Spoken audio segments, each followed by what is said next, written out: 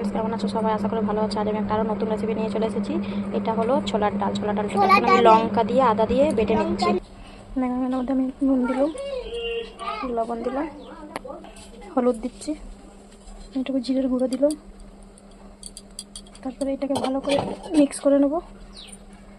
Mix করে নিই। দেখো কড়াইয়ে তেল গরম করতে দিয়ে দিচ্ছি। এবার এক এক করে এটাকে সুন্দর করে ভাজবো।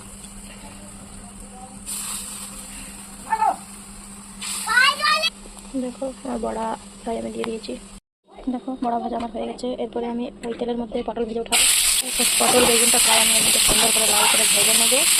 ওই তেলের মধ্যে বড়া ভাজা তেলের মধ্যে পটল বেগুনটা ভেজে তুলে নিচ্ছি।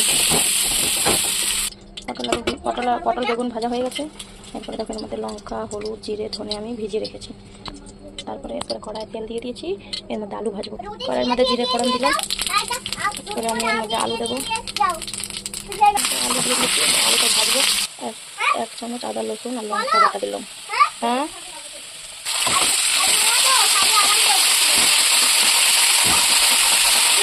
টমেটো বাটা দিলাম।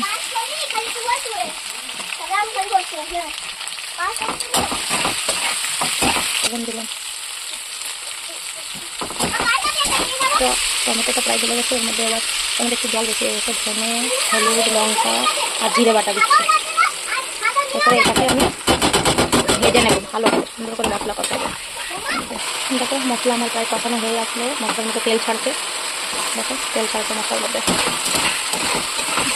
তারপরে এই বেগুনের পটলটা আমি দিয়ে দেবো এর মধ্যে। বেগুনের পটলটাকে সুন্দর করে ভাজবো। এর মধ্যে মিলাবো মশলা।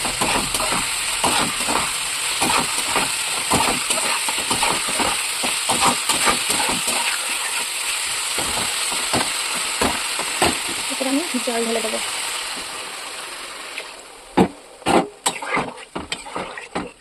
দেখো আমার ঝোল করতে লাগলো। এর মধ্যে বড়া দিয়ে দেবো। এরপরে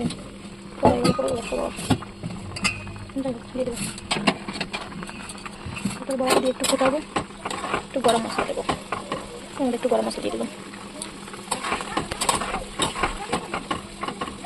আমার বড়ার ঝোল রেডি। দেখতে পারো বেগুন পড়ে গেছে। Bye bye friends.